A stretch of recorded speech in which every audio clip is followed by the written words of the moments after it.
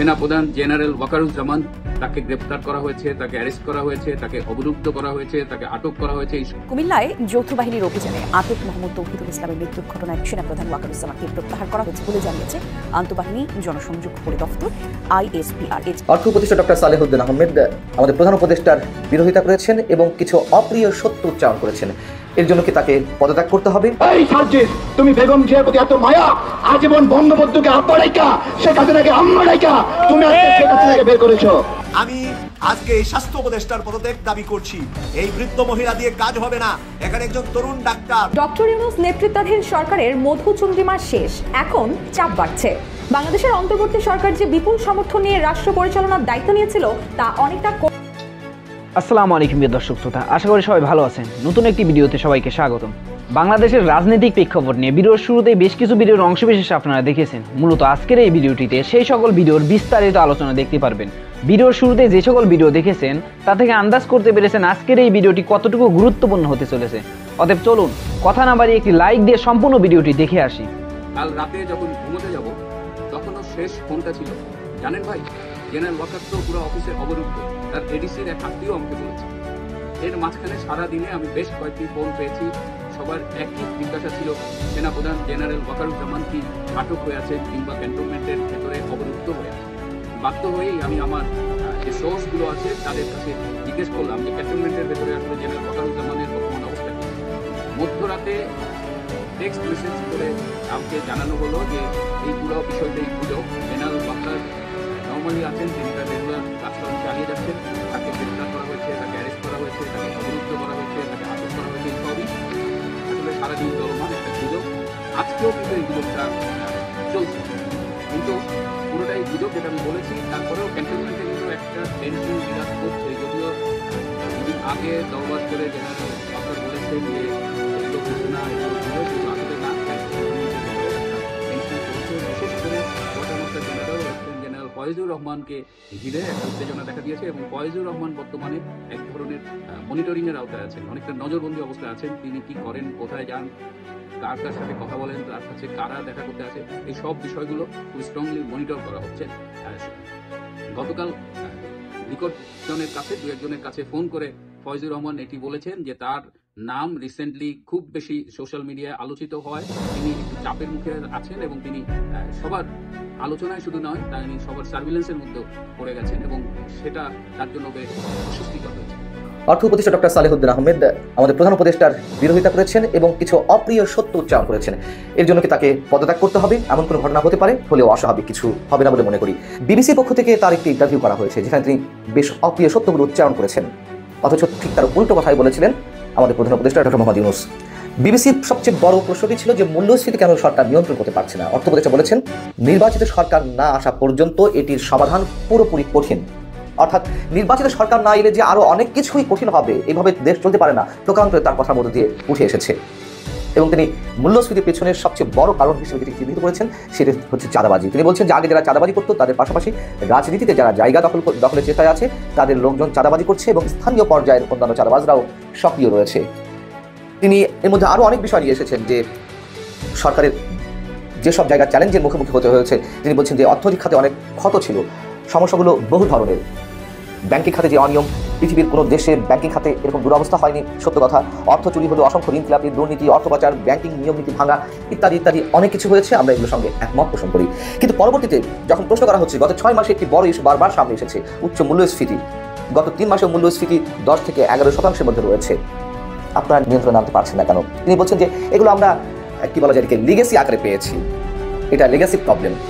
গত 2-3 বছর ধরে মূল্যস্ফীতির এরকম অবস্থা হয়নি। তার উত্তর তিনি বলছেন, there are lot of money printed, lot of money floating around the big mega projects।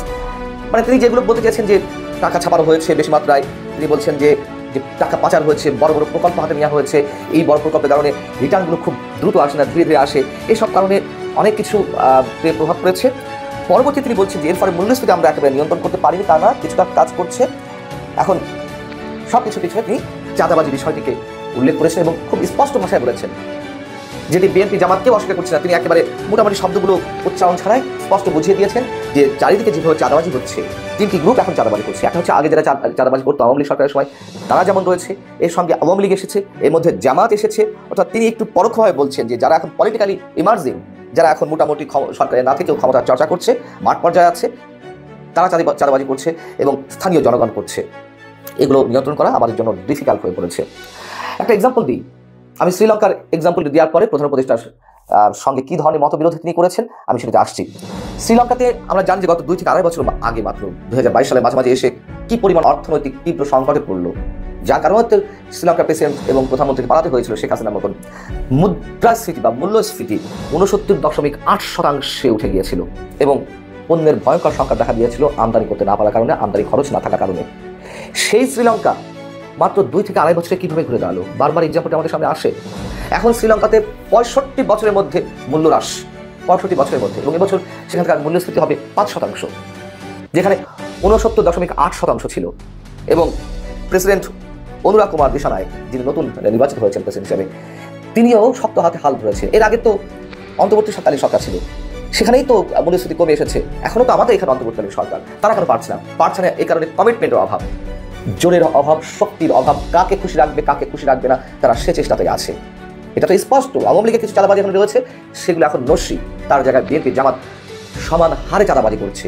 বিএনপির থেকে কাউকে বহিষ্কার করা হচ্ছে, কাজের কাজ কিছু হচ্ছে না। বিএনপি আবার খুব শক্ত হাতে এগুলো হ্যান্ডেল করতে পারছে না। সামনে নির্বাচন, সবাইকে দরকার, এগুলো তো অপ্রিয় সত্য।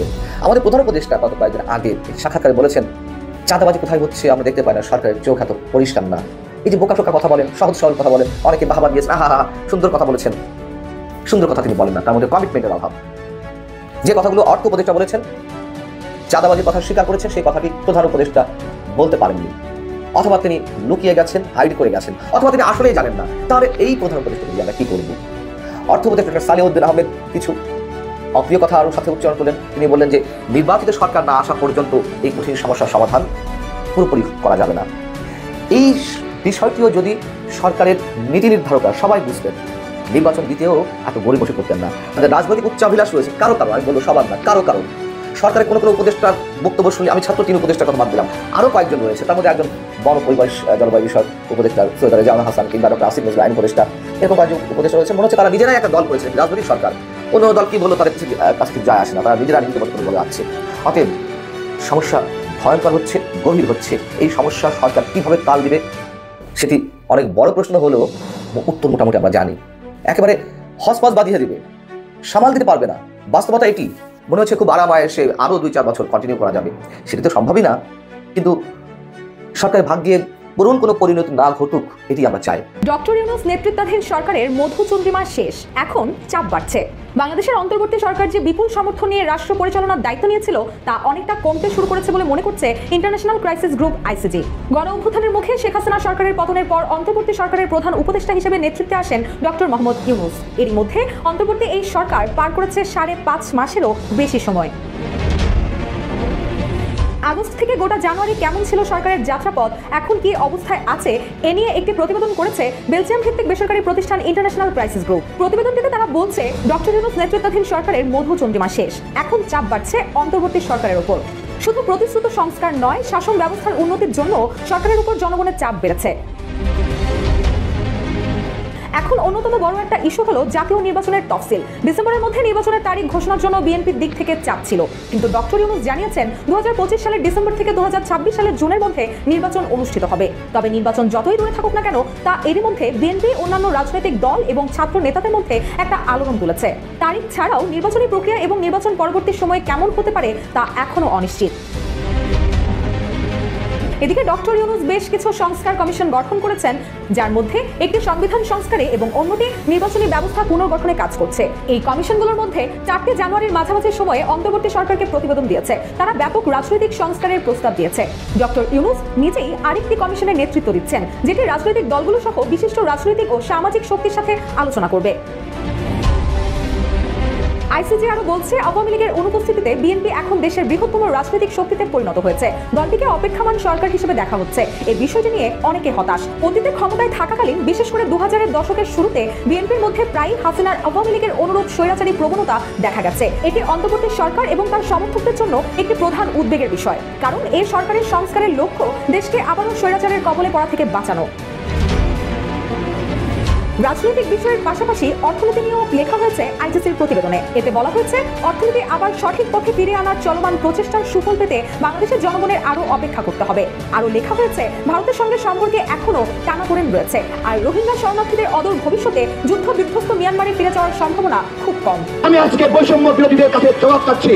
এই যে শোনো, এই যে বাচ্চা ছেলে পেলে, তোমরা শোনো, আমরা চুপ্পুর পদত্যাগের দাবিতে যখন গণ অধিকার পরিষদে ছিলাম, আমরা বিক্ষোভ করেছিলাম, চুপ্পুর বাসভবন ঘেরাও করেছিলাম। এই যে সার্জেস, তুমি, এই যে হাসনাত, এই যে হান্নান মাসুদ, তোমরা গিয়ে চুপ্পুর বাসভবনের সামনে আমরা যে বিদ্রোহ করেছিলাম, বিক্ষোভ করেছিলাম, ঘেরাও করেছিলাম, তোমরা গিয়ে ওই প্রোগ্রাম নষ্ট করেছো। এই ছেলে, এই বেজব ছেলে, কত টাকা খেয়ে চুপ্পুর কাছ থেকে তোমরা ওই প্রোগ্রাম নষ্ট করেছিলে? কত টাকা খেয়েছো তোমরা? এই সার্জিস, তুমি বেগম জিয়ার প্রতি এত মায়া, আজীবন বঙ্গবন্ধুকে আব্বা ডাইকা, শেখ হাসিনাকে আম্মা ডাইকা তুমি আজকে শেখ হাসিনাকে বের করেছো। এই নাসির বাম সংগঠন থেকে এসেছে, বাম সংগঠন থেকে এসে বেয়াদবি করে। বাম মানে বেদব, বাম মানে কি? এই বাম মানে কি? বাম মানে বেদব। বামরা বাংলাদেশের সার্বভৌমত্বের সঙ্গে বেয়াদবি করে, বামরা ইসলামের সঙ্গে বেয়াদবি করে, বামরা বাংলাদেশী জাতীয়তাবাদের সঙ্গে বেয়াদবি করে। এই বৈষম্য বিরোধী এই নাগরিক কমিটিতে এই বামরা ঢুইকা আজকে আমাদের গণ অভ্যুত্থানের যে স্পিরিট, সেই স্পিরিট ভুলণ্ডিত করে বেয়াদবি করে যে বেগম জিয়াকে তারা মুক্ত করেছে। তোমরা তো হাসিনার সঙ্গে আপোষ করে প্রোগ্রাম বন্ধ করেছিলা। বেগম জিয়ার সৈনিকরা, তারেক রহমানের সৈনিকরা, সৈনিকরা, শিবিরের সৈনিকরা, গণ অধিকারের সৈনিকরা, ইসলামের আন্দোলনের খেলাফতের সৈনিকরা, তারা সবাই মিলে বিদ্রোহ করেছে যে তোমাদের শেখ হাসিনার সঙ্গে আপোষ আমরা মানি না, প্রোগ্রাম চলবে। এইটাই ছিল জুলাই স্পিরিট। আজকে আমাদেরকে জুলাই স্পিরিট দেখাচ্ছে। আজকে ক্ষমতার অংশীদার এই বৈষম্য বিরোধী এবং নাগরিক কমিটিরা তোমাদের কাছে জবাব চাই। তোমাদের হাতে নিয়ন্ত্রণ, এই আসিফ তোমার হাতে নিয়ন্ত্রণ, এই নাহিদ তোমার হাতে নিয়ন্ত্রণ। তোমার আমি আর কম্বল বিতরণের দায়িত্ব দিই নাই, তোমার দায়িত্ব দিয়েছিলাম এই খুনিদের বিচার করার জন্য। এই তুমি কম্বল কেন বিতরণ করো? নেতা হবা, এই নেতা হবা, নেতা হওয়ার সাথ যাচ্ছে, তাই না? এখন আবার শুনছি পদত্যাগ করবে। পদত্যাগ করবে কেন? এই 6 মাস 7 মাসে আখের গোছানো শেষ হয়ে গেছে, এখন নির্বাচন করে আবার এমপি হবা, তাই না? তাহলে দায়িত্ব গ্রহণ করলা কেন? আমরা গতকাল জিজ্ঞাসা করেছিলাম, এই প্রশ্নগুলো আমরা ছাড় দেবো না। 572 জনকে তারা জামিন দিয়েছে, আমরা তার তালিকা বের করবো, তালিকা করে করে ওই আমরা ছবি টাঙ্গাবো, অমুক বিচারপতি, অমুক আওয়ামী লীগ দোষরকে জামিন দিয়েছে। এই জামিনের ছবিগুলো এই প্রেস ক্লাবে আমরা বড় বড় করে প্রচার করবো। কোন কোন বিচারক জড়িত, তাদেরকে আসিফ নজরুল সুপারিশ করেছে না নাহিদ সুপারিশ করেছে, আমরা সেগুলো সব ফাঁস করে দেবো। নাহিদ মাইনকা চিপাই পড়লেই তার পাশা খুললে কালো পাশা দেখায়, কালো পাশা দেখায় আবেগ ছড়ায়, আবেগ ছড়ায়। আমার কথা, কালো পাশা শুধু তোমার হয়নি, কালো পাশা জামাতের হয়েছে, শিবিরের হয়েছে, তাহের ভাইয়ের হয়েছে, কালো পাশা খসরু ভাইয়ের হয়েছে, সালাউদ্দিন টুকু ভাইয়ের হয়েছে, শিমুল বিশ্বাসের হয়েছে, শফিকুল ইসলাম রহমতুল্লাহের হয়েছে। এইভাবে আমরা সবাই নিপীড়িত হয়েছি। সেই জায়গাগুলো আমাদের নষ্ট করে করে আজকে জুলাইয়ের স্পিডের কর্তৃত্ব নিয়ে আমাদেরকে অসম্মান করে, বেয়াদবি করে। 16 বছর ধরে আমরা লড়াই করছি, আমাদেরকে বলে 16 বছর ধরে না খেয়ে। আমি আশা করি সম্পূর্ণ ভিডিওটি দেখেছেন এবং বাংলাদেশের এই রাজনৈতিক প্রেক্ষাপট নিয়ে আপনার কি মতামত অবশ্যই কমেন্ট বক্সে জানিয়ে যাবেন। ভিডিওটি ভালো লেগে থাকলে শেয়ার করতে ভুলবেন না। আমাদের এই চ্যানেলে নতুন হয়ে থাকলে চ্যানেলটি সাবস্ক্রাইব করে চ্যানেলের পাশে থাকবেন।